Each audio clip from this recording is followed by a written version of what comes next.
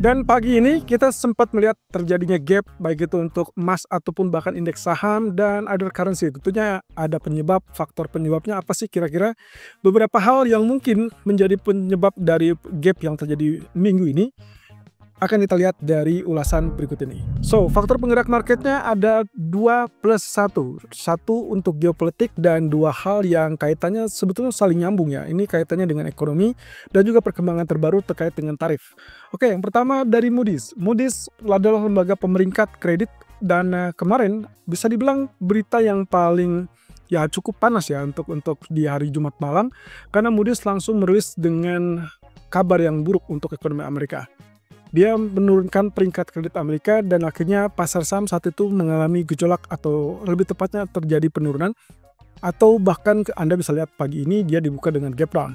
Nah, tapi juga respon ataupun reaksi dari Menteri Keuangan Scott Bessent terkait dengan penurunan peringkat kredit tersebut mengatakan bahwa apa yang dilakukan oleh Moody's sebetulnya itulah lagging indicator. Jadi bisa dibilang tertinggal dari apa yang seharusnya sudah terjadi saat ini, di mana dia sangat yakin bahwa ekonomi Amerika sebetulnya sedang bertumbuh. Nah, sementara kabar yang kedua adalah kaitannya dengan tarif atau ancaman tarif. Kali ini lagi-lagi Scott Bessent, Menteri Keuangan Amerika, mengatakan bahwa dia akan memberlakukan kembali tarif resiprokal kalau seandainya tidak dicapai kesepakatan dagang dengan negara-negara manapun. Jadi ini tidak kaitannya dengan Amerika dan China, tapi lebih kepada semua negara yang memang tergolong diperlukan negosiasi. Nah, hal yang ketiga adalah terkait dengan geopolitik. Kita lagi-lagi mendapatkan kabar yang bisa dibilang belum selesai. Ini kaitannya dengan rencana ataupun ya pembicaraan damai antara Rusia Ukraina yang tertunda. Minggu lalu sudah diagendakan di Turki, ternyata Putin menolak untuk muncul dan kabarnya untuk hari ini kelihatannya Donald Trump akan menghubungi Putin dan mendesak supaya Rusia segera mengakhiri peperangan dengan Ukraina. Ya, kita tinggal tunggu saja. Saya tidak dapatkan informasi terbaru tentang ini, tapi kalau tidak salah kabar hanya menyebut terkait dengan kemungkinan via telepon. Jadi kita ingin tahu nanti ke depannya apakah ini akan memaksa Putin menerima konsekuensi atau tidak. Konsekuensi yang dimaksud tentunya sudah kita bahas di hari Jumat kemarin, kaitannya dengan kemungkinan terkena sanksi terbaru dan itu adalah menyasar kepada pasar minyak Rusia. Apakah itu akan menyebabkan harga minyak justru mulai kenaikan atau tidak? Kita perlu tunggu. Oke, berarti yang kita lihat di sini adalah apa yang terjadi dengan Moody's. Nah, ternyata Moody's kemarin juga menurunkan peringkat kredit dari Amerika dari AAA menjadi AA1. Tentunya hal ini agak sedikit menusuk dan juga menyebabkan kekhawatiran pada para pelaku pasar kaitannya dengan pertumbuhan ekonomi Amerika. Ya, kalau misalnya kita lihat dari peringkat kredit yang diturunkan, ini berarti sebetulnya terkait dengan tingkat utang yang ada yang menurut catatan Moody's kelihatannya ada kegagalan untuk mencapai kesepakatan antara pemerintah dan juga Kongres untuk mencapai kesepakatan setidaknya bisa membalikan tren defisit fiskal yang cukup besar dari Amerika. Nah, terkait dengan RUU yang sedang digodok saat ini, Moody's melihat tidak ada manfaat ataupun bahkan tidak ada pengurangan yang berarti. Ya, kita tinggal tunggu saja. Deadline-nya adalah sampai bulan Juli. Kita ingin tahu apakah akan ada perpanjangan lagi apa tidak. Sementara kalau versi saya pribadi, ini biasanya kalau kaitannya dengan debt atau defisit fiskal, biasanya kecenderungannya adalah drama politik yang mungkin kita akan lihat ada kebuntuan, lalu kemudian mereka voting di Kongres, kemudian ada ketidaksetujuan atau ketidaksepakatan antara dua kubu, antara Demokrat ataupun Republik. Tapi setelah itu ujung-ujungnya itu akan berakhir dengan persetujuan. Nah, cuman lagi-lagi Moody's melihatnya bukan karena persetujuannya, tapi agenda untuk menyelesaikan defisit fiskal yang membengkak ini. Nah, hal tersebut tentunya kita ingat bahwa beberapa tahun lalu kita sempat lihat selain Moody's ada Standard & Poor's dan juga Fitch yang juga mendowngrade atau menurunkan peringkat kredit Amerika. Saya rasa ini berarti 3 perusahaan pemeringkat atau lembaga pemeringkat menurunkan tingkat kredit dari Amerika yang berarti ada sedikit masalah ya, atau mungkin beberapa masalah yang sangat serius terkait dengan defisit fiskal Amerika. Kalau ini terjadi, tentunya berkepanjangan bisa saja menyebabkan pelemahan US dollar lebih lanjut, dan itu berarti safe haven seperti emas akan diuntungkan. Makanya itu yang terjadi kenapa pagi tadi kita melihat ada gap up di harga emas.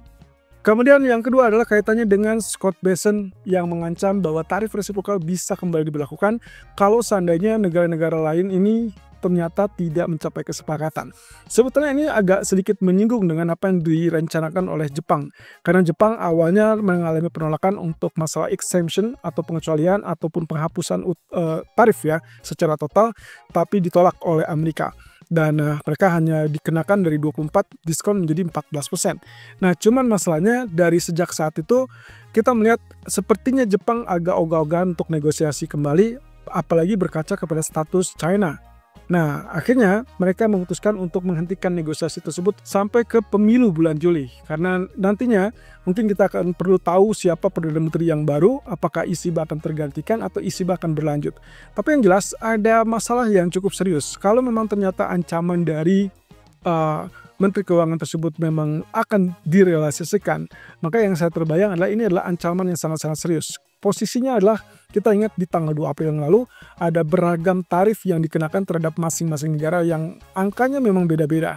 Ada yang 10, 20 atau bahkan sampai 34%. Saat itu yang tercatat paling besar adalah China 34%. Dengan kesepakatan dagang kemarin, Amerika dan China mungkin punya waktu 90 hari ke depan untuk menguji kembali dan juga termasuk mungkin membahas kembali apakah kira-kira akan diturunkan lagi atau justru hanya mentok di angka tersebut. Atau bisa saja malah pecah kembali dan akhirnya naik ataupun kenaikan tarif yang bisa terjadi. Ya, kita belum tahu apa yang akan bisa terjadi di sini, tapi ancaman ini jelas ditujukan untuk semua negara. Walaupun menurut saya pribadi, kalau misalkan kita lihat dari beberapa minggu terakhir, mereka sempat mengklaim akan ada terjadi sekitar 17 atau 18 mitra dagang yang sudah masuk proposalnya, kemudian terjadi kesepakatan dalam waktu dekat.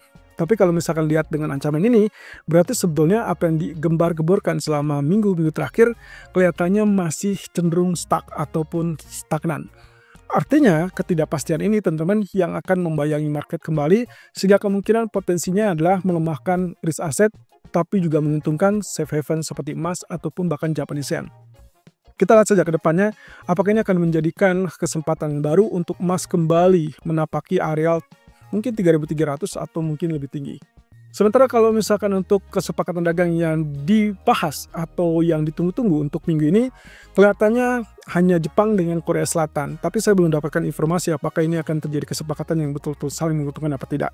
Di sisi lain, jelas ada kemungkinan upaya Jepang akan berlanjut untuk memastikan ancaman tarif tersebut tidak membayangi ekonomi mereka. Karena kabarnya ternyata ya ada kabar buruk terkait dengan ekonomi dari Jepang sendiri, dari data GDP minggu lalu. Oke, dari China sendiri, setelah tadi dapat kabar ataupun data ekonomi dari China yang relatif mix, tapi mayoritas cenderung bagus, cenderung lebih baik daripada ekspektasi, akhirnya NBS mengatakan bahwa ekonomi stabil meskipun berada dalam ancaman. Jadi ancaman yang dimaksud adalah terkait dengan kebijakan tarif yang sempat mengancam, walaupun saat ini bisa dibilang agak cooling down ya. Ini karena jeda yang diberlakukan 90 hari ke depan. Tapi masalahnya adalah saya agak ragu juga apakah ini akan berlangsung lancar atau tidak. Karena kita tahu bersama baik Amerika ataupun China itu biasanya akan ada intrik-intrik kembali yang memungkinkan hubungan kedua negara kembali memanas. Tapi semoga saja tidak. Tapi ada beberapa kekhawatiran tersebut, ya kita tinggal tunggu. Termasuk juga dari NBS mengatakan bahwa perlunya koordinasi kebijakan antara fiskal dan juga moneter. Tentunya itu yang akan diupayakan untuk ke depan supaya menopang ekonomi lebih lanjut. Terutama kaitannya untuk masalah pertumbuhan ekonomi yang mereka targetkan dan cukup yakin ya sampai ke 5% kembali. Walaupun dari IMF kalau tidak salah turunkan proyeksi pertumbuhannya ke 4,8 ataupun 4,6. Nah, kita akan lihat apakah ini akan menjadikan jembatan baru untuk ekonomi China bertumbuh apa tidak. Tapi kabar buruknya teman-teman, ternyata permintaan minyak dari China itu turun sekitar 5,6% year on year atau basis tahunan. Berarti kita akan lihat potensi penekanan atau penurunan pada harga minyak sepertinya masih tetap dominan. Ya, untuk saat ini $61 tertahan, sementara level tertingginya adalah $63. Saya tidak melihat ada alasan untuk naik lebih tinggi, kecuali kalau memang ternyata Rusia Ukraina ya bergantung kepada kesepakatan. Tapi saya rasa baik Putin ataupun Trump mungkin bisa berkoordinasi apakah yang bisa dilakukan antara kedua negara tersebut untuk katakanlah mengakhiri perang yang ada di Rusia Ukraina. Kalaupun setuju teman-teman, maka kecenderungannya adalah Ya balik lagi, pasokan akan lebih melimpah dan karena kan dengan posisi permintaan yang masih tetap lemah, saya rasa kemungkinannya adalah supply yang berlebih akan menekan harga minyak dikarenakan permintaan yang lemah tersebut. Ya kita tinggal tunggu apakah $55 akan ditembus atau tidak dalam waktu dekat. Kemudian situasi keuangan Jepang memburuk menurut Perdana Menteri Ishiba. Bahkan diyakini kondisi ini malah jauh lebih buruk daripada Yunani beberapa tahun yang lalu. Jadi kalau lihat seperti ini kelihatannya ada permasalahan yang sangat serius, bukan hanya masalah ya gaji ataupun tingkat upah yang mengharuskan atau yang diinginkan oleh BOJ supaya bisa menaikkan kembali suku bunganya. Kondisi ini justru memperburuk dengan situasi bahwa tingkat permintaan ataupun konsumsi domestik kelihatannya masih tetap lemah di Jepang itu sendiri. Kalau begitu, posisi ini tidak menguntungkan bagi BOJ ke depan, apalagi yang menginginkan untuk menaikkan kembali tarif yang menginginkan menaikkan kembali suku bunga entah itu di bulan Juli ataupun di bulan setelahnya. Oke, sebentar untuk kebijakan tarif sendiri lagi berupaya, dia mencoba untuk berupaya kembali untuk meyakinkan Donald Trump dan tentunya protesnya adalah terkait dengan kebijakan tarif yang bisa dibilang mengancam ekonomi Jepang. Tapi juga soroti lebih kepada otomotif. Ya, yang diinginkan Trump tentunya pabrikan untuk bisa berdiri kembali di Amerika. Tapi di sisi lain mungkin ini yang akan menjadi titik keberatan dari Jepang. Ya kita tinggal tunggu. Minggu ini rencananya akan ada pertemuan antara Jepang dan Amerika. Dan kalau itu deal berarti kita akan lihat rebound untuk Nikkei. Tapi kalau tidak ya berarti Nikkei masih akan tetap dalam penurunan. Apalagi GDP data minggu lalu kecenderungannya bisa dibilang turun. Kemudian seperti yang diakui oleh Perdana Menteri Ishiba, kondisi keuangan dari Jepang sendiri masih atau sedang memburuk. Dan akhirnya dari KTT Inggris Uni Eropa kelihatannya mencapai kesepakatan, keduanya sepakat untuk menjalin kerjasama yang lebih efektif dan lebih berkembang lagi untuk memajukan ekonomi masing-masing kawasan tentunya. Saya jadi teringat dengan posisi Brexit di tahun 2016 yang lalu, di mana kondisi kesepakatan yang dimaksud walaupun baru atau sudah tercapai antara negosiator justru agak kelimpungan atau lebih berbahaya lagi kalau misalkan ternyata tidak mencapai kesepakatan atau tidak disetujui oleh para politikan. Nah ini yang juga akan menjadi keraguan ke depan teman-teman. Jadi harap perhatikan apakah nantinya kesepakatan yang dimaksud dari hasil pertemuan kedua kubu ataupun kedua negara ini berhasil disepakati bersama secara jalur politik atau tidak. Kalau tidak, masalahnya adalah berbahaya. Berarti kemungkinan euro ataupun pound sterling bisa saja mengalami penurunan. Tapi sebaliknya kalau misalkan betul-betul disetujui dan sepakat akhirnya juga ditandatangani secara politik, maka kita akan melihat penguatan di kedua mata uang tersebut. Ya at least ini untuk ekonomi ke depan yang berarti juga secara medium term ataupun bahkan secara long term. Tapi untuk short term-nya mungkin akan terjadi gejolak ataupun volatility. Ini kaitannya dengan kesepakatan apakah akan disetujui atau tidak oleh para politikan. Oke, berarti kemudian kita akan lihat dari data ekonomi. Saya lihat tidak ada data ekonomi yang signifikan untuk nanti malam dari Amerika tentunya. Tapi di sore hari kita akan lihat data CPI dari Uni Eropa. Kalau misalkan lihat dari sini, ekspektasinya untuk basis tahunan adalah stay di 2,2%. Kalau memang ternyata turun, katakanlah mungkin 2,1 pun 2,0, maka kita mungkin akan melihat pemangkasan suku bunga dari ECB dalam pertemuan mendatang, dan itu berarti akan melemahkan mata uang euro itu sendiri. Tapi sebaliknya, kalau misalkan datanya relatif lebih tinggi, at least mungkin katakanlah 2,3 atau 2,4%, berarti kita akan lihat penguatan di sisi mata uang euro. Bagaimana dengan nasib US dollar? Ya walaupun tadi pagi terjadi gap, tapi US dollar kelihatannya masih tetap ogah untuk menyerah ya. Kita akan lihat dalam beberapa jam ke depan, at least mungkin sampai malam hari ya. Saya perlu indikasi apakah dolar akan berbalik menguat seperti terjadi di hari Kamis dan Jumat malam, atau mungkin kita akan lihat penurunan karena memang saatnya dia kembali turun. Apalagi kalau kita bicara tentang ancaman tarif, kemudian downgrade dari sisi Moody's tadi, kemudian juga dari ancaman tarif yang disampaikan oleh Menteri Keuangan Scott Bessent.